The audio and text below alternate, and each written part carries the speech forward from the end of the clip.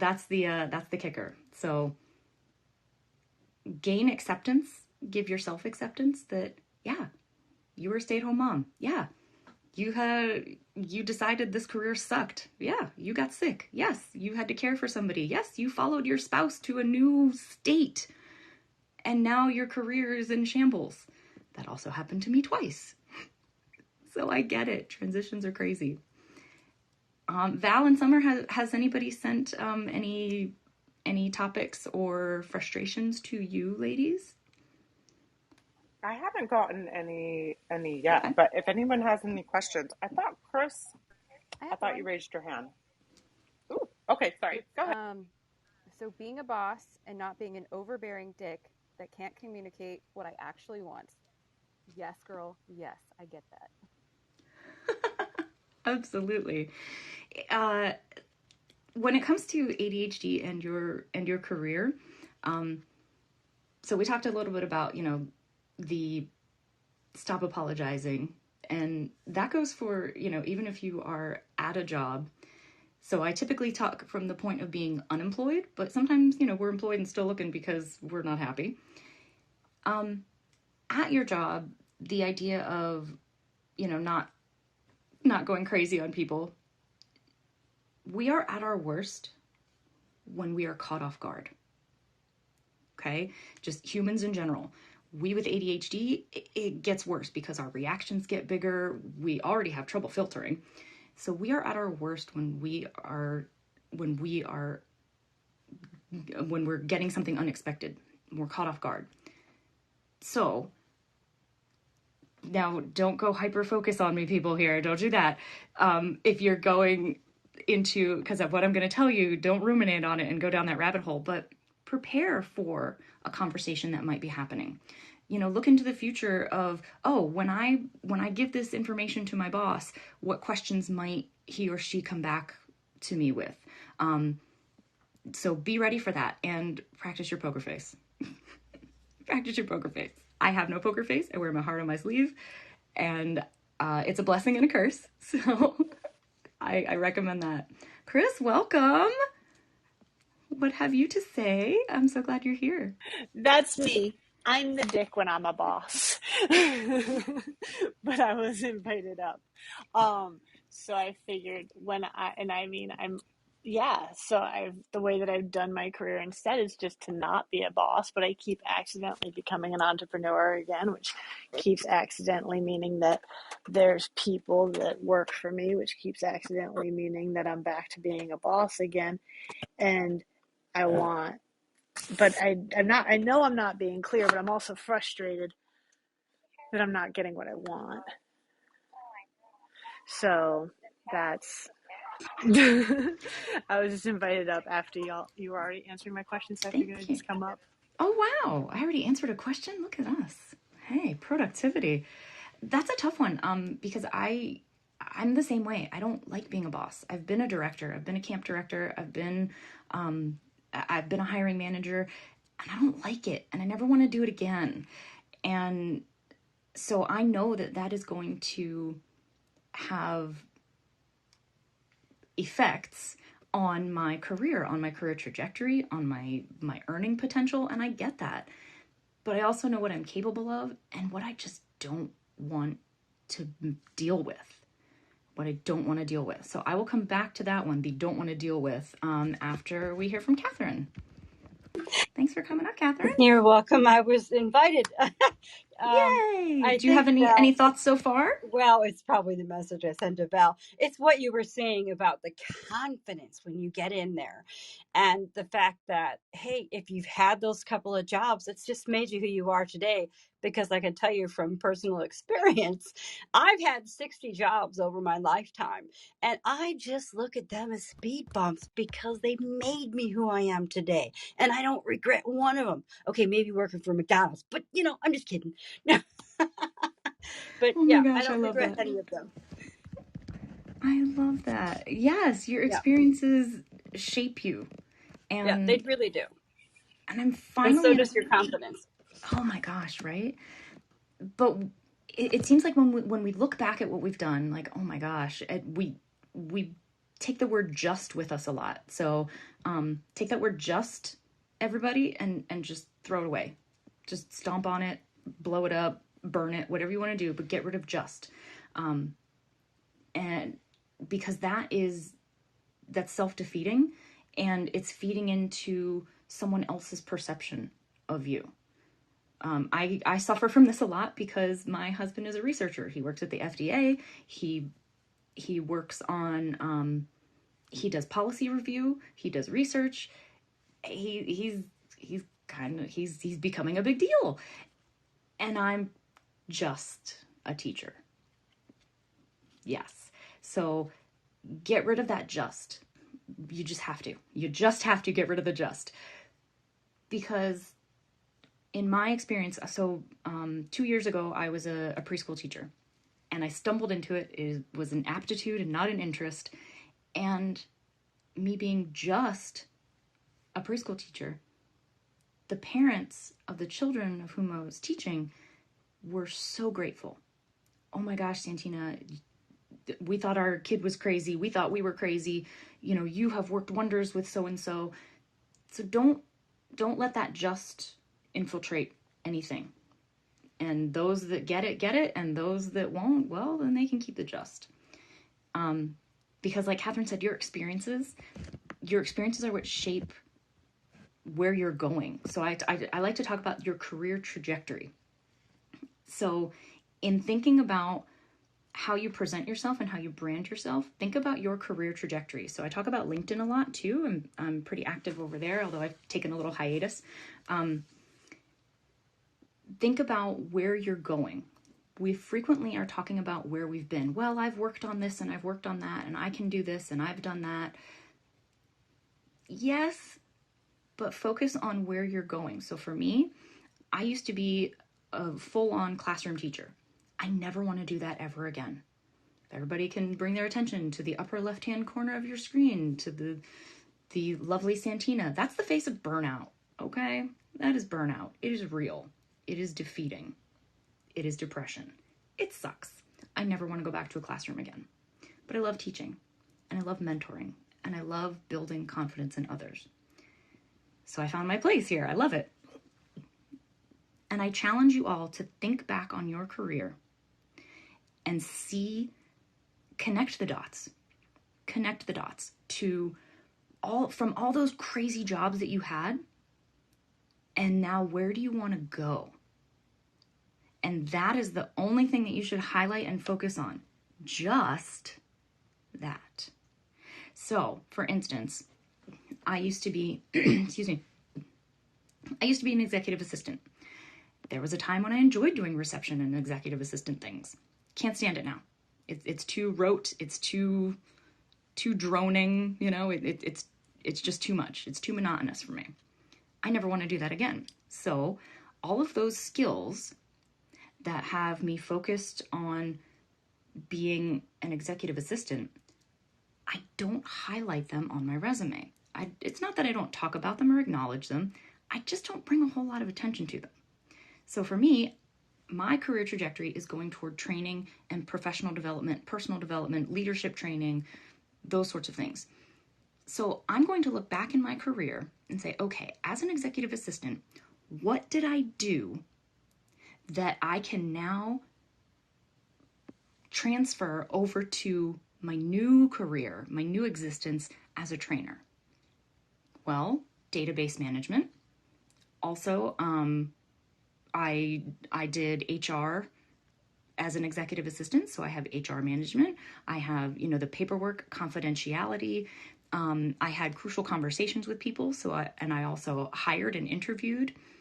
So all of those things, those are the things I want to focus on. I don't want to focus on data entry. I don't want to focus on timekeeping. I don't want to focus on proofreading. I don't want to focus on, email management, because that's what I was doing for my boss. No. Or in scheduling. No. I want to focus on the things that get me, that are in line with my career trajectory. So hopefully I'm not droning on and boring you all. It is so weird because I do so much better in person. And when we went virtual, I facilitated strictly on Zoom for over a year and a half, so I could still actually see people. So this is kind of strange on Clubhouse, but I'm jiving on it. No, No, I I get love. it, especially when we were talking about the crossover skills.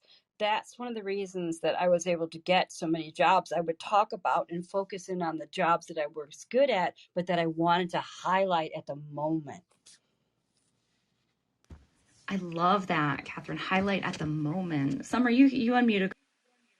Yeah, I was just gonna say, I think, I don't have experience. I had one job right out of college, and it was one of the worst experiences of my life. I'm not gonna lie.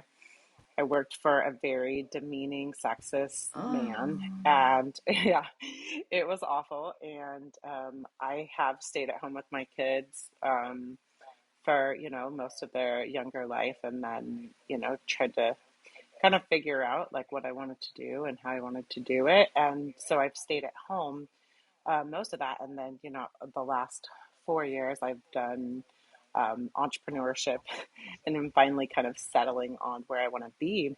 And I think it's such a good thing to talk about because I don't know what you feel about this, but I think it's important for people to recognize if they can live in the workplace or work in the workplace. Um, my thought is a lot of ADHDers obviously are entrepreneurs, but at the same time, you know, some may need that um, energy in their lives to like go to work every day and be with other people or whatever. But my husband said there is no way that it would be a good idea for you to work and be under somebody. So, I mean, just not in a bad way. We just had a conversation, and he's like, I just think, you'll be way, way happier, being your own boss. It's hard, at least for me, to let people tell me what to do and how to do it. And I think it's a rejection sensitivity thing as well. And I go to anger first. I mean, that's not a primary emotion, we know this, but I definitely feel that anger instead, of being like sad or my feelings get hurt, I more go to like, rage or anger. And so I think, just recognizing what would work for us um, is a good thing to to think about, right? I don't know what you think about that, but yes, I'm cheering. Yes, absolutely yes. That is definitely so. One of the hardest things about career transitions is we are so focused on where we've come from that we forget the career trajectory. So I love that you said, can you live there? Because we do. We spend so much more time with our coworkers than we do with our families. Now, COVID being a little bit different, work from home, all that kind of stuff. But then also knowing, Summer, I'm glad you hit both sides of the coin here, because entrepreneurship is a wonderful option for many people with ADHD. In fact, individuals with ADHD are 300 times more likely to be an entrepreneur than a neurotypical individual. That's pretty awesome. And again, like you said, Summer, it's because we want to be our own boss. Don't you tell me what to do. right. And that, right. And that's in that PDA a little bit, that,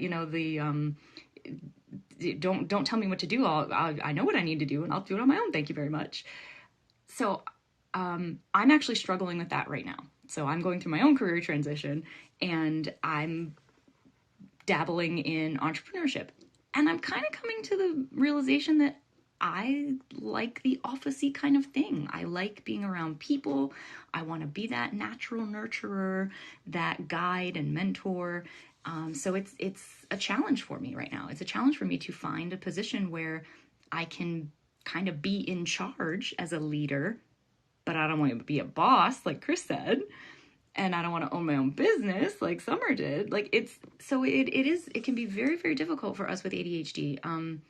And especially to open yourself up and put yourself out there, that rejection sensitivity, oh my goodness. Yeah, that is definitely something I have dealt with is and I didn't think I did, but like the more honest, I mean, I'm pretty self-aware and pretty honest, but the more I open myself to that idea, it's like it's helpful for me. You know, it's helpful to see, yeah, maybe that's something that, you know, is holding me back as an entrepreneur, as, you know, finding whatever success looks like for me, finding that place. And so, yeah, I think that keeps us held back. So, you know, I think working in a work environment, I think I would have it all over the place, like being where I am in my life and working at home, having three kids in school, like, you know, I have my time and I have my thing, but I think so I don't experience the rejection sensitivity quite as much as I would if I was, you know, around a lot of people as much. But, you know, I can imagine that might be a little overwhelming for me. So I don't know, knowing your boundaries, knowing your limits, you know, I think would be an important thing. I Oh my wonder gosh, though, absolutely. Go ahead, Chris. I wonder if they're not all the same though.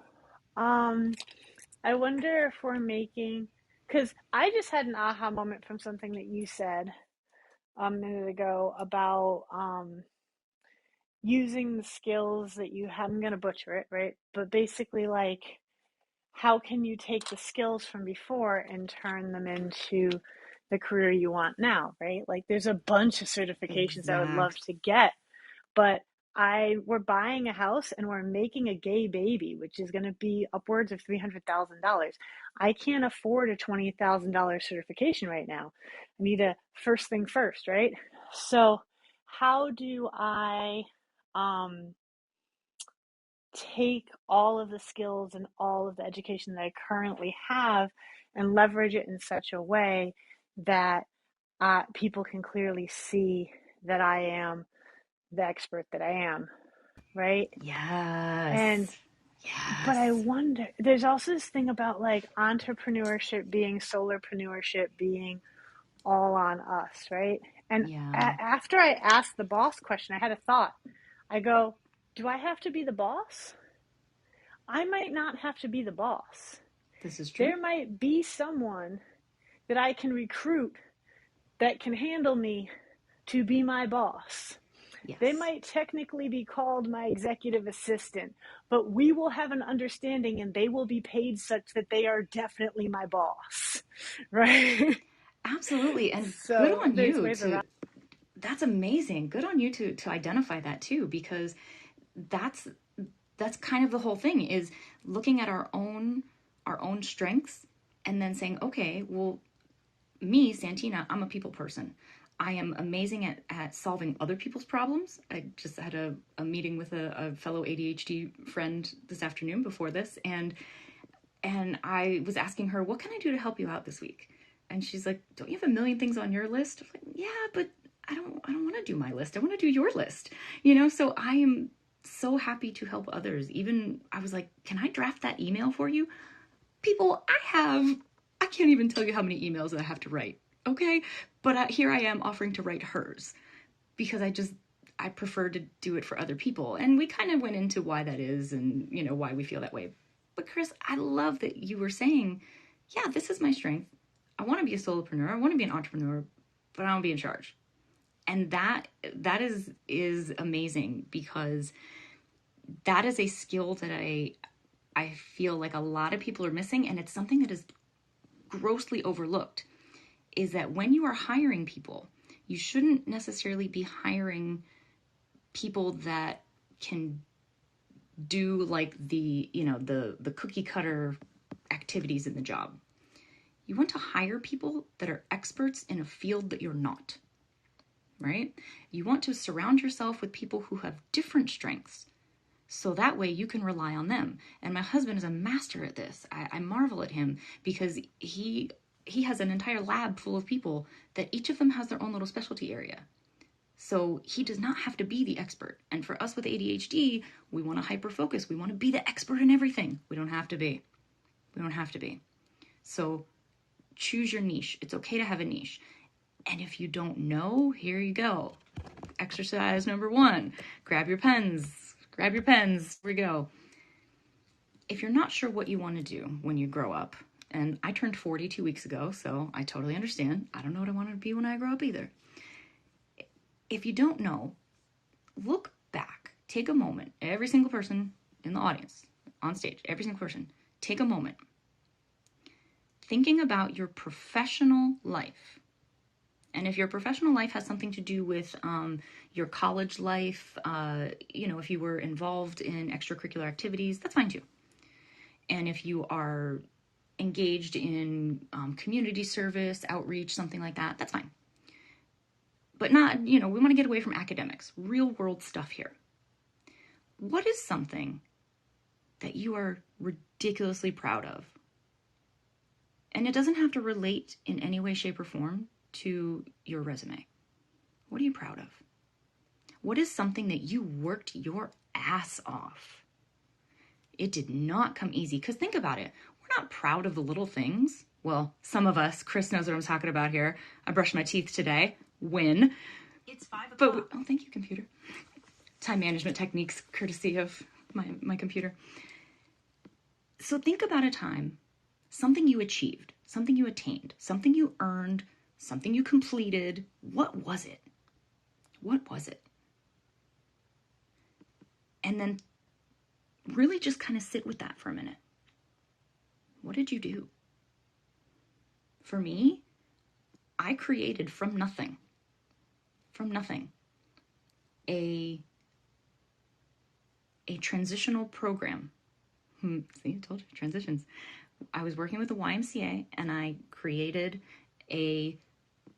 basically transitioning campers to counselors. It was for young adults to learn how to be in charge, to be a leader, to be a supervisor, getting out of that camper brain into supervisor, counselor brain.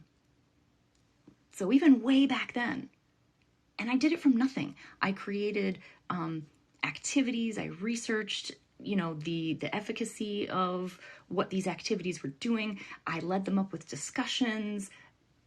I put the whole program together. And the skeleton of that program is still being used today, 20 years later. Yeah. I'm really dang proud of that. So marinate in that, ladies and gentlemen. Marinate in that. And that's going to kind of be a little bit of a headlight to shine light on what it is that you're happy doing, right? Now, I know that there's a lot of, it can be very polarizing, do what you're passionate about. Well, I'm passionate about macrame. I love tying knots and making bracelets, but I'm not going to make a career out of it, right? So, there's that realistic part of it as well. But what really moves me and what really makes me proud is creating systems that help people, that get them to achieve where they want to go. So think about that. And if anyone wants to come up on stage and share your win, what are you proud of? Go for it. Please share with us. If that's not helpful, but wait, there's more. Sometimes we don't know what we want in this life. We don't know. If I asked you, what do you want your next 10 years to look like? Like, it's not close enough to retirement. I don't know, like maybe a house. I don't know. It's okay if you don't know. And this kind of goes back to Summer's comment on her god-awful boss. Sometimes in this world, we don't know what we want. But dang it, I can tell you what I'm not going to handle, what I'm not going to stand for, and what I absolutely don't want. So as you're going through all of this, soul searching about your career, sometimes pinpointing what you don't want can be exponentially more valuable in the moment. Because think of it as, your typical standardized test. Your teachers always told you, if you can scratch off one of those answers, then you increase your odds of even guessing the right answer. That's what we're doing, isn't it? When Catherine said that she had been through 60 jobs, holy cannolis, that's a lot. But at each of those, she realized, no, okay, I thought I would like this, I don't like it. No, I thought I would like this one, don't like it. So it's okay to go exploring. Your resume is not scrutinized as heavily as it was for our parents. Now I'm officially Gen X. Excuse me. And my dad had the same job for 36 years, and he, retired with his gold watch and his pension and all of that wonderful stuff. We do not have that. It is a thing of the past. It is typical for career seekers throughout their profession to have an average of 12 different jobs. So again, that whole stop apologizing, you don't owe the explanation. Stop. If you have a couple jobs on your resume that are like, oh, so it looks like you were in a professional job for a few years, and then there's like these 3 years here of part-time work. Yes, that's absolutely correct. I took a part-time job while I was caring for my family, and it worked out perfectly. I was able to get, have a few bucks on the side, get out of the house for a while. And, now that the kids are a little older, I am so ready to jump back into it. And now it works for my family. No explanation, no apologies. That's it. The bare minimum. So I'll give you a tip. Before that. So talked about what you don't want. That's exercise 2. Write down the things that you absolutely are not going to deal with anymore. For me, I'm not going back to a classroom. That's not happening. Can't do it. I'm not dealing with anybody under the age of 18 because I don't want to have to relay information back and forth to parents. So think about it. I don't want a 100% work from home job. It might work out, but like Summer had mentioned earlier, I'm one of those people that I need people. The unemployed. I've been unemployed since June, the end of June, and it was pretty rocky. That's saying it lightly. So if you're going through it, know that you're not alone and that it sucks, and I get it, and I'm happy to meet with anybody and commiserate and help you out of it, because it was dark for a while for me, and I'm finally on the upswing. So a little PSA there. So here's your little secret tip about talking about yourself to others, your own internal dialogue that you have. Whenever possible. This, by the way, this also works for parenting. Whenever possible, change the word but to and. We'll let that marinate for a minute. Change the word but to and. So, Chris was talking about, how do I show on my resume that I can do these things even though my job title and my education and my certifications don't show it. So in an interview, it might look something like this. Oh, Santina, do you have any experience with AWS? No, but anything I say after the word but, that person doesn't care. I already told them I don't have the experience. Right? So as soon as you say the word but, it's, nah, okay, forget it. They've tuned out. You might as well be Charlie Brown's teacher. Wah, wah, wah, wah. So rewind it a little bit. Santina, I see that you don't really have any experience on your resume with AWS. Now there are two avenues that I recommend. One is ask a question. Oh, AWS, isn't that similar to, and then you throw another thing out there, right? Isn't that similar to that old Microsoft Access program? And they go, yeah. Oh my gosh, I was a whiz with that. I never put that on my resume. People would know my age. Right? And now you've got them to say, oh yeah, I can pick it up super easy. If you're saying it's very similar to this one, yeah, a little bit of training. I'll do some modules online. I'll be good to go. Right? Totally different than, no, but I can learn quick. Yeah, okay. Right? So that desperate reassurance never really works. Another way that you can get around the it's not on my resume. This happened to me a lot. when I was switching from preschoolers to adults. So I went from teaching 4-year-olds to teaching 40-year-olds and 50-year-olds and 60-year-olds. And the gentleman that was interviewing me said, Santina, it's great that you've got all the right answers, but how are you going to be with adults? You don't have adult experience. I said, well, actually, and so this is where you connect your past to their future, right? To the company's future, right? They have a problem and you are the answer. You are the solution. That's why they're hiring you. So connect the dots, connect your past to their future. So I said, well, actually, I have done a lot of research about stress, and I'm fascinated by the brain functions. And it turns out that, well, when we're super duper stressed, we lose track of the control of our emotions. And sorry, got a call. We lose track of how to control ourselves, of our own self-esteem. We just forget how to be an adult. So my guess is that working with the unemployed of Montgomery County is probably going to be very similar to graciously and gently guiding 4-year-olds into kindergarten. That these individuals will need their feelings validated.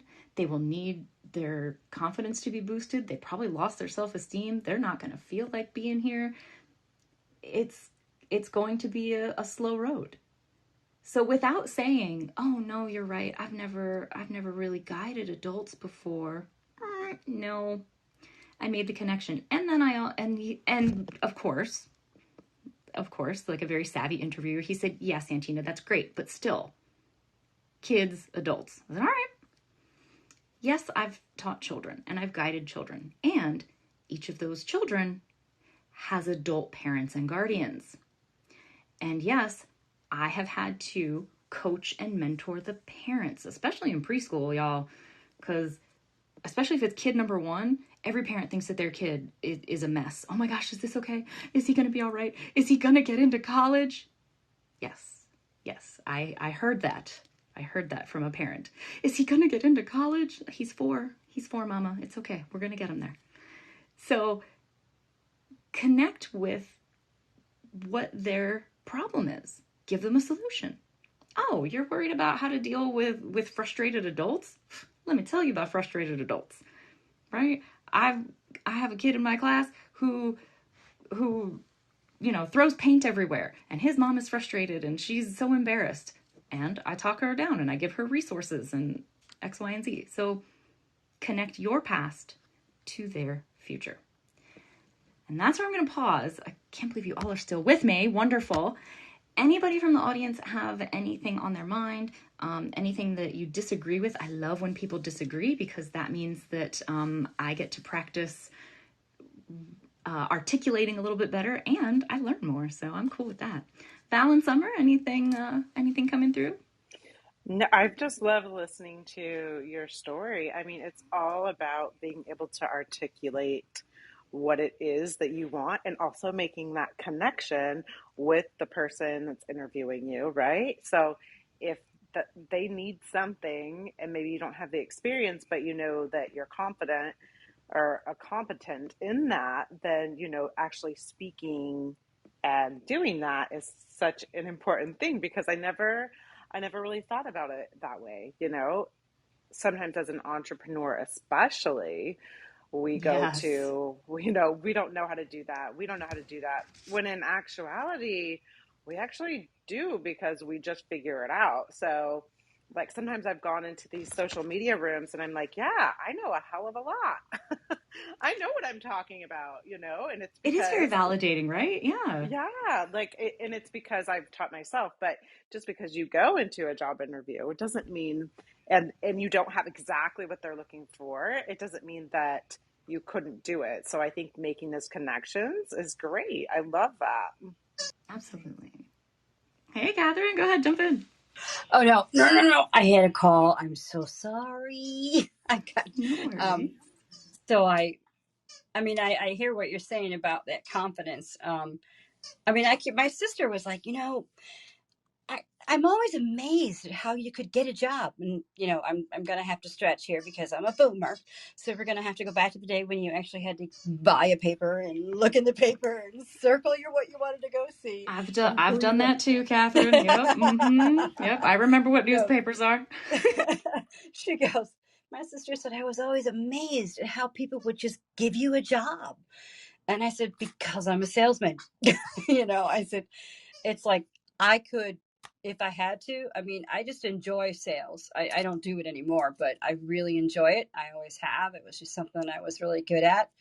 I could sell hangers to a nudist colony if I had to. It's that kind of confidence that you need to bring forward when you go into an interview. And remember, you're interviewing them too. Do you really want to work Amen. there? What's it like when that team gets together? How do you see me interacting when you have that team? If that person's getting to know you within the few minutes, 20, half hour, 45 minutes, where do you think I would fit in? Talk to them. Talk to the person who's interviewing you. It never hurts. And always compliment them, even if it's their earrings. Find something on their desk. Somewhere, something, somehow compliment them. It makes them, Yes. puts them more at ease. Absolutely. And people love talking about themselves. And people just love talking. So get them talking, which is why I say ask a question. Oh, is that similar to, and let them give you more explanation, because then they'll tell you all about the program that you had no clue what it was, and then you can riff on that. There is an air of BSing about it, but it really is just riffing, right? It's improv. And honestly, now I used to facilitate workshops full time about career transitions. And I always tell people, maintain your integrity. Maintain your integrity. I'm going to say it again for the people in the back. Maintain your integrity. Okay?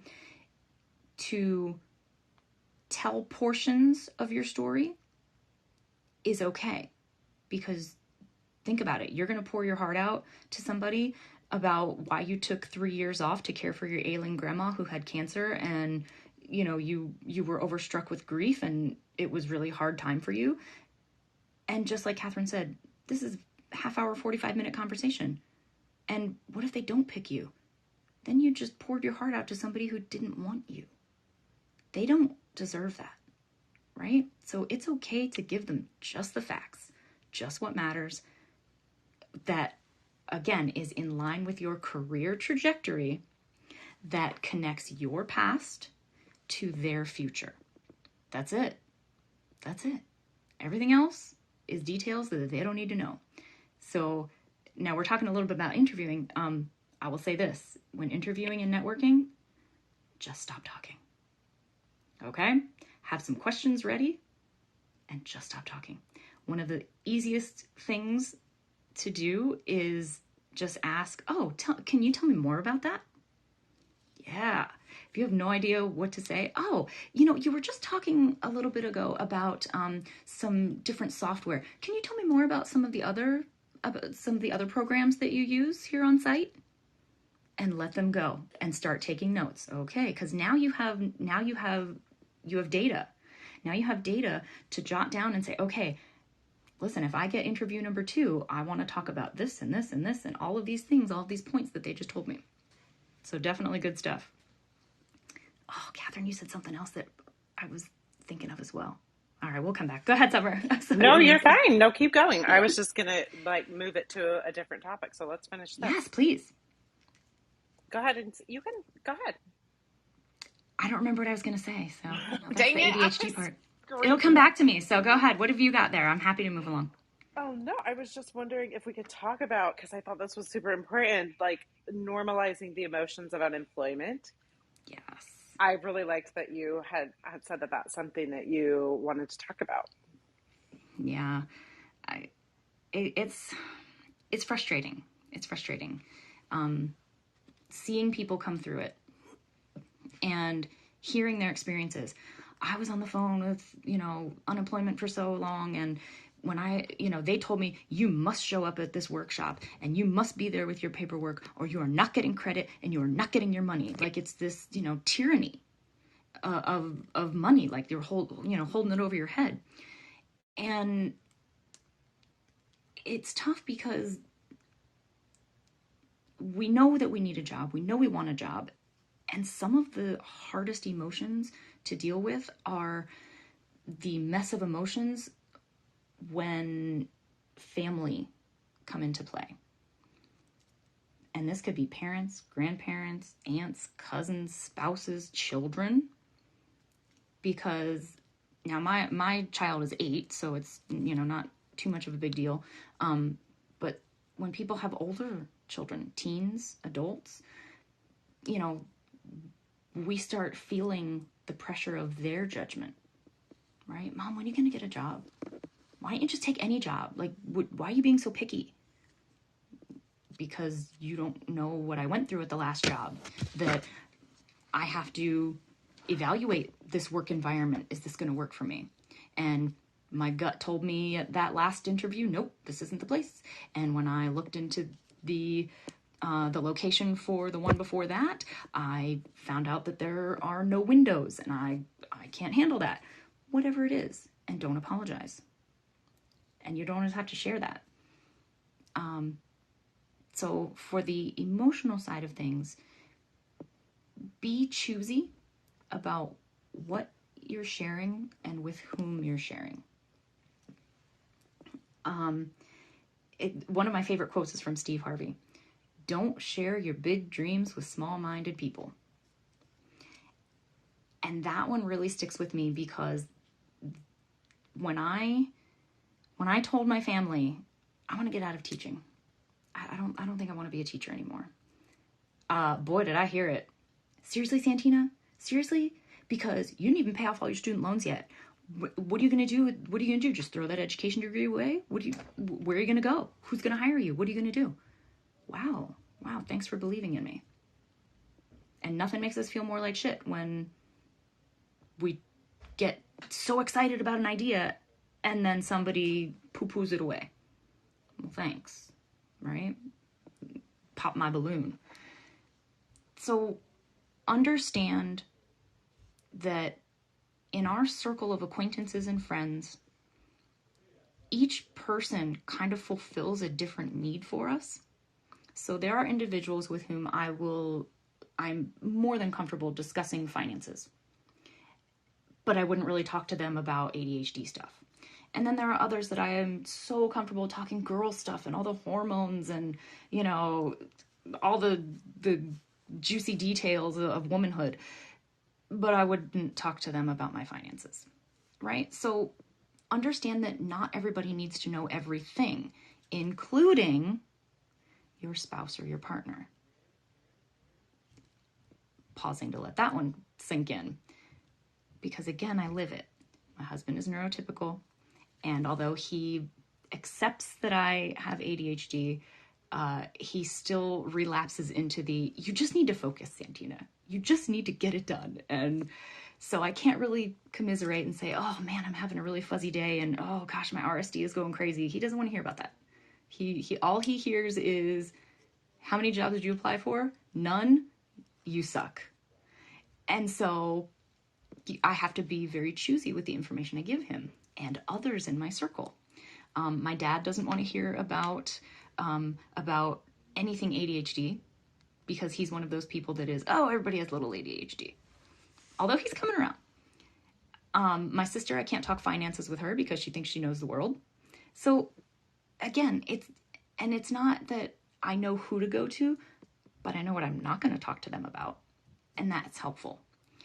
So find your confidant and identify those topics that you shouldn't be addressing with a certain individual. But also know that even if you need a job, the bills aren't paying themselves, as everybody says. And if you need a job now, and you need a career change now, you may not be ready for it. I know that's a hard pill to swallow. You may not be ready for it. And I'm living that right now. been unemployed since July 1st, and through July, August, September, I wasn't ready. I tried, and I kept hitting these boulders and these brick walls, and it hurt. It hurt a lot. And I was getting a lot of judgment from family and friends. And I started making up excuses and say, oh yeah, I applied for 3 jobs today. No, I didn't. And I didn't like that I was sacrificing my own integrity for that. So I had to reach out and figure out how to fix it. So understand that it's not an overnight thing, especially if it's a big transition for you. And I don't know if anybody has read the news lately. I don't know if you scrolled through it all, but we're still in a worldwide pandemic. I'm just throwing it out there if anybody noticed. So getting a job is really tough right now, because now you're not only expected to have all of the requirements on the job posting, but now you have to have all of the tech requirements to go through a virtual interview in some cases, which is a whole different can of worms that I could get into. So understand that we have strengths. Do not ruminate on your weaknesses, and be transparent about them. Be transparent about them. I actually just started to tell people when I meet with them, hey, I am happy if you email me.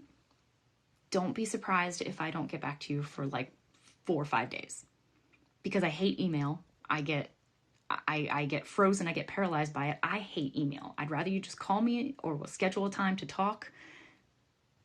I will answer you. I promise. I'm not ignoring you. I just don't like typing. So if a lot of the misconceptions and frustrations can really be overcome with transparency. And that's true in your job as well, which kind of leads me in the last 5 minutes to, or I don't know how long we want this to go, Val and Summer, I don't care. Yeah, I mean, we usually close up about the hour, so. That's what I was thinking. Yeah. So the big question about disclosure. Should I tell my future boss, my current boss, that I have ADHD? Well, that's a tough one. Everybody's decision is personal. A little bit of my story. I was diagnosed at 37 when I was teaching preschool, and I did not tell my boss when I was interviewing for my job as a trainer. And it was about, so I live in Montgomery County, Maryland, which is north of DC, and we went on full lockdown in March of 2020, and in late May, it was, I think, just after Memorial Day, I had to have that conversation with my boss and say, hey, look, this is what's going on. This is why things are going a little crazy. And he was very, very appreciative of the information. And it was kind of like a breath of fresh air for me, like I could exhale, but it was still tough. So I'm pausing because this is a really, really tough one, because some people they're not out yet, so to speak, quote unquote out. And over the summer, as I was transitioning out of my last job, I was like, you know what? I need to move forward with my own integrity, because keeping it inside and trying to dance around it, it's just not working. And I almost said but, see, and I need to really evaluate me and be able to highlight why an employer would quote unquote take a chance on me, even though I have ADHD. So it's that showing your superhero. So that's where I'm looking at connecting my past to their future. So I'm great at outreach. I'm great at fundraising. I am a good salesman. I don't like selling things, but I like making those connections. So that's the sort of thing. So when I tell people that I'm an educator, trainer, mentor, motivator, leadership skills, and confidence builder of 23 plus years, That's because I've looked at all my jobs and I've seen that those are the things that really are pervasive throughout all the careers, all the weird transitions, all the levels of teaching, all of the crazy stuff that I've experienced. This is where I'm at my best. This is where I'm confident in my skills. And this is where I know I can make a difference. And with going back to what Chris had said long ago, how do I show them that I can do it? Well, that's with metrics, okay? So anytime that you're thinking about your career, eat your M&Ms because metrics matter. Get it, M&Ms? Eat your M&Ms because metrics matter. If you can quantify something, how many, how much, how often, how big, how long, whatever, excuse me, that's going to help you. So as I look back and say, okay, well, I've been a director, so I do have leadership abilities. Okay, great. And what about it? Oh, well, I was in charge of 20 staff members and up to 120 campers ages 5 to 17 over an 11-week period. So that has a ton of metrics in there. Also, think of things that are metrics without being a quote-unquote number. If I tell you I did something weekly, that's a metric. Even though it's not a number, it's a metric. I did it weekly. If I did it by myself, single-handedly, right? Solo, well, that's one, right? If I partnered with, partner assumes that there are two, right? So think about that. Think about that, how you can specifically say what you accomplished. Don't just say you did it. Nobody cares about duties and responsibilities anymore, right? That's way past, we're way past that. So I hope everybody knows that. But it's what you accomplished. So it's, okay, well, I'm not going to tell you that I know how to use a fax machine and a multi-line phone system and an industrial strength vacuum. Nobody cares. What I will tell you is that I was able to manage the reception area, promptly greet up to 30 visitors per hour, and answer up to 100 phone calls per day. Yeah, now you have metrics. Oh, so she didn't just answer phones and greet people. So keep that in mind, that anything you're doing, you can put it in a positive. You don't owe anyone an apology or an explanation. Change your but to and get rid of the I'm sorry and saying I had to, and you can say I was fortunate enough. That's another one. So when you say, oh, I had to stay home with my kid. No, I was fortunate enough to be there when my family needed me most.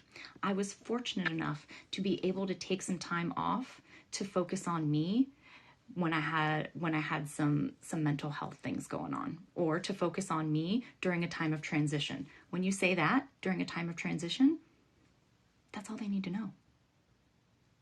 That's it. So guard what you need to guard, maintain your integrity, and know that you're not alone. I am Santina. I'm going to mute the mic in case there are any extra questions or any comments. Please feel free to share. Ooh, that was so good. Oh, so much good information.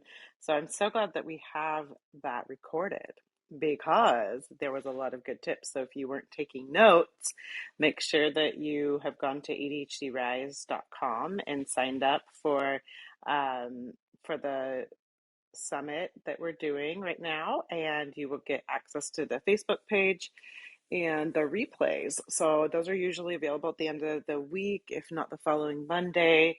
It's been quite the learning curve to have the replay, so and to figure out how to do those. So yeah, we are super excited to have Santina here today to kind of give her expertise. And also, I wanted to thank you for being so vulnerable. You know, it's hard, like you come in here and you're giving advice, but you know, you also are going through your own things. I mean, it's like me, like having a severe parenting moment where the therapist tells me, yeah, did you know that you aren't allowing your child to feel the way that they feel? When that's what I do all freaking day Oh my is when I talk to goodness. clients. Oh my goodness. Yeah. Right? So I Well, and we appreciate forget that. to do it for ourselves, don't we? We really do. Yes, yes, We really do. absolutely. My mom's a therapist, and there are so many times when she's just asking me all this advice, and I'm thinking, oh my gosh, do you know, like this is literally her entire day is full of clients. So, yeah, I think it's awesome that you're able to like be vulnerable, show up where you are, and have all of this information and share it with us. We appreciate you being here so, so much. You're so welcome. And I'll give one Yeah. more little bonus Yeah. for anyone sticking around. We didn't dig into the accommodations and asking for accommodations. Whether you're disclosing or not, you can look into the website is Ask Jan, ASK, J as in Jonathan, A as in Apple, N as in Nancy. Ask Jan. It is the go-to reference for accountability and accommodations. There are fantastic articles there, as well as Attitude Magazine, which I know a lot of people really love, myself included, about how to ask for accommodations without being obnoxious. And chances are, and this is something, from the teacher realm that comes right into play here, when we ask for a change to be made for us because of a disability or whatever diagnosis, chances are that change will help others, whether they are neurodiverse or neurotypical. So keep that in mind. And if you can just justify and give an explanation, a little bit of storyline as to how this change will help you, then go for it. And how it will help you do your job better, which is to say how it will help them, right? So for instance, I absolutely prefer face-to-face conversations. And so I asked my boss, I said, I know that we do a lot of emailing. Is it okay, so don't say but, just continue the sentence. Would it be okay if I can just come to you with quick questions and then email you what we went over? That way we can just talk through all the weird little details, get it over with in a quicker conversation, and then I'll just send a follow-up with, this is what we decided. And it worked. So I didn't say anything about my ADHD. I didn't say anything about how I don't like responding to 87 emails with, one-word questions and answers. Just that, hey, this would streamline it a lot for me. I prefer to talk things out. Yeah, it would go quicker for me. And then I'll follow up in an email. That way we have everything in writing. So consider that. My company switched offices, excuse me, about a year ago. And the new office, in the old office, I had an office, close the door office. In the new office, I had a cubicle. And I thought, oh dear Lord, I cannot do a cubicle. I get too distracted. Everyone's going to want to talk to me. I will never get work done. So I talked to the boss. I said, I know that the cubicles are assigned and that everybody wants what they want, but is it possible that I could have one on the end of a row? It doesn't matter where, but just away from the high foot traffic. And I said, because I'm concerned that me being visible to others, because I'm usually in the training room and not at my desk, that if people see me at my desk, they're going to stop by and talk and want to get into things. And I just really, if I'm at my desk, I got to focus. And so by putting it in that manner, rather than, oh my God, there's just going to be so much stimulation, I was able to convey to my boss without disclosing that this would be a really good fit for me. And I got the cube in the back, which happened to be by a window. So it was a win-win. So there you go. 2 bonus little bits for you. Ask Jan. And if you are looking for accommodations, just frame them in how it would work for your process flow and your workflow. There you go. Thank you all for coming. I'm so excited. So feel free to reach out to me on any platform. And I can't say enough thank yous to Val and Summer for the ADHD support, for creating the Rise month-long summit. Yay. I love it. Where can we You find two you? are amazing. Where can you Sorry. find me? Yeah, where can we find you, or where can people find you if they want to connect with you and ask you more questions or work with you? I am, so I frequent LinkedIn and Instagram. Those are my two big ones lately. And I'm forever on Clubhouse. So you can back channel me here on Clubhouse. You can connect with me at LinkedIn. My handle is Santina BC, which is the same as my LinkedIn handle, or I'm sorry, my Clubhouse handle, Santina BC. And on Instagram, my ADHD got the best of me, and I am Santina Said It. I am also ADHD.infinity, and I'm Career Cat Said It, because why not? Who loves cats? Who doesn't love cats, right? So there you go. Yeah. Well, thank you. I hope that you guys definitely get in touch with her because she is amazing and she's changing lives just like all of you ADHDers out there doing. It's one of the things that I love the most about what I do is educating. I mean, I don't ever want to teach. I'm like Santina. No, I have 3 kids. I know that right now the schools are not as happy and it's difficult, especially on upper level. Anyways, total caveat, but yeah, so it's really rewarding for me when I see the light bulbs go off. I think 2 years ago for ADHD Awareness Month, I posted a myth and the actual fact every day, about ADHD. And it is crazy. I had like teachers from the elementary school, because we've been in the same area for like 14 years, that were like messaging me, telling me, oh my gosh, thanks so much. I didn't know that.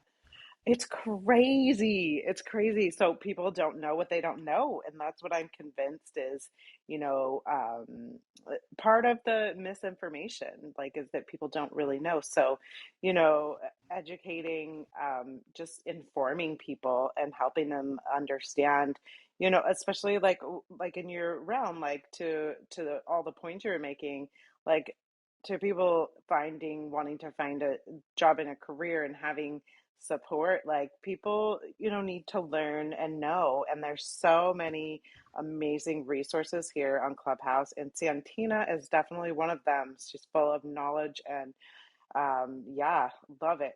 Thank you so much for being here. So everybody, you are in the Business and Brand Secrets Club. So if you haven't followed that club, go ahead and click on the greenhouse above the title of the room. And we are doing ADHD Rise, which is a virtual summit here on Clubhouse. Val and I have partnered together, and we have 2 speakers every day at 1:30. Let's start with a smaller number, 9:30 a.m. Pacific time, and also 1:30 p.m. Pacific time. So if you haven't already,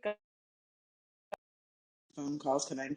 Go ahead and go to ADHDrise.com and sign up so that you can get access to the Facebook page and all the replays and reminders, like emails in the morning to remind you of all of the wonderful things that are going on through this summit.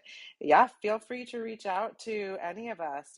Val is a fantastic coach for ADHD women, and Santina is like job and career support. I mean, or I can't remember the 4 things that you decided you were, or that you are. So yeah, reach out to her. And I'm a parenting coach, and I love what I do. I love helping parents see the worth of their child. Honestly, they're attaching so many stories to their child, and just getting rid of all of those, offloading is what I call it, offloading all of those, social norms, and also ideas that we have, what's the word, that we have developed over the years of our life, so that we're seeing things in a perspective that honestly doesn't serve us in our relationships. So yeah, so connect with any of us. Make sure you sign up to ADHD Rise. And like Val and I always say, if you rise, we know. Val, are you there? You When should say it. I rise, you rise, we rise Rise together. together. Woo, woo, we love I'm losing my you. mind. We love you So much all. We'll see love. you Bye tomorrow. I love it. bye. Val's cameo. Thank you, Thanks, Yes, Santina. yes. Val. Bye I bye. had another meeting, unfortunately, that I had to be a part of, and I was very irritated because I wanted to be with you guys. We still So love I you. was here, but not here. I love you guys. Okay, bye everyone. Thank you So again, good. everybody. Good night. Good night.